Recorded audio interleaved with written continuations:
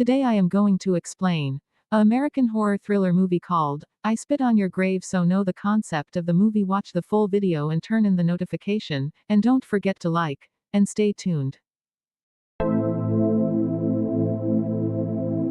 So the film starts while showing a girl. She is a nice novelist. Her name was Jennifer Hills. She used to write nice novels. For this, she wants a silent and peaceful place. It means there is peace everywhere. She will stay there alone and will write novels. That's why she shifts to another place. She rents an old house.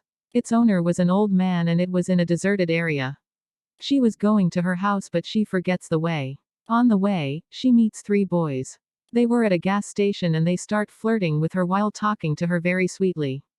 With it, they also tell her the way to the house. Like this, those boys also come to know the address of her house. Well, Jennifer reaches her house. She was liking the silence of her house. She sets her things and organizes everything there. Then she sits and starts writing a novel. She was enjoying the environment of the place. At night, she was talking to her friend. Meanwhile, she hears a voice. It was coming from a storeroom outside her house. She goes there to check but there was none. It was just the noise of the air. She again sits. But her drink falls on her clothes so she goes to the washroom to wash her clothes. There was someone recording her secretly. The next morning, she returns from jogging. On the way, she sees an old broken house. She gets shocked after seeing it.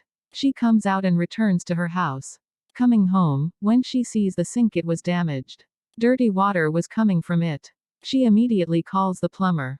The plumber repairs the sink and Jennifer thanks him. Then we see those three men. One of them was named Stanley. He is the one who was recording Jennifer in the washroom. He also shows this recording to his other companions. He was a strange boy and the plumber was also there. The plumber went to Jennifer's house to repair the sink. He tells them Jennifer talked to me nicely. They think she lives alone and we will also go to her house and will get benefit from it. Now they start planning about it. They all have wicked minds. Going there, they throw a dead bird in front of her house. Jennifer comes out. She notices the noise is again coming from the storeroom. She goes towards it but till then those four boys have gone inside her house. Now Jennifer comes inside the house but she doesn't know about those boys. They ask Jennifer, why you live alone here? Why did you come here? Jennifer tells them to write a novel. One of the boys named Johnny, he asks Jennifer to drink. He hurts her with a baseball bat. He asks her to show her teeth and tortures her. He asks her to remove her teeth. The other three were throwing the matchsticks on her. They were making fun of her.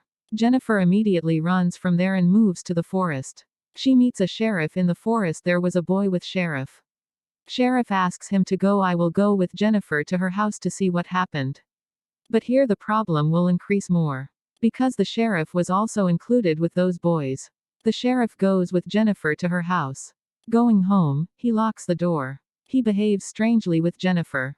With it, he calls someone. They were none other than those four people. The plumber behaves badly with Jennifer. He seduces her but even then Jennifer escapes from there. But she was caught again. This time, including sheriff, the other four also do bad things with Jennifer. They all were bad men. Jennifer's condition gets worse. She runs outside. While running, she reaches a bridge. She jumps in the water in front of all. They think maybe she is dead now. They start removing all the evidence. They set all the proof on fire from which they can be caught. They stand there for a long time to search for her, that she is dead or ran away. But they didn't see anything.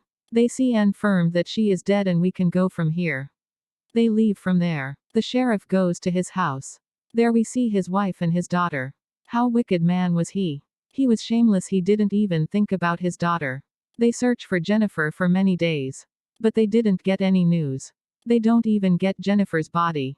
One day, the plumber tells them he has seen the soul of Jennifer. They come to know the recording they recorded at that time, someone has stolen it. They all become aggressive but now they will go through what they have done. Because tit for tat. When the night appears, someone throws a dead bird towards their house, as they threw towards Jennifer's house. With it, the slipper of Jennifer. On another side, the sheriff finds a tape onto Stanley's name was written. The sheriff comes in anger. He thinks that Stanley has kept this. He goes and stabs the tape in Stanley's mouth. Stanley says, I haven't done all this. You should be worried about the plumber.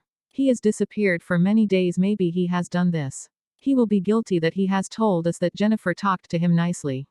That's why it comes to our mind to visit Jennifer's house. Now we should search for the plumber and kill him. Sheriff says okay, then find him. Before this, the sheriff also kills the innocent old man. Jennifer was living on rent in his house. How would he know that where Jennifer is? They have done this so this old man will not tell anybody that Jennifer is missing.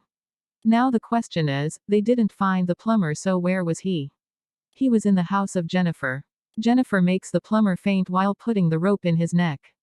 On another side, Stanley's companion hears the sound of music. Now Stanley and his companion go to search for the place. They reach in that strange and broken house. Jennifer has seen it. Stanley and his companion go inside. Stanley's friend goes inside the house from the door.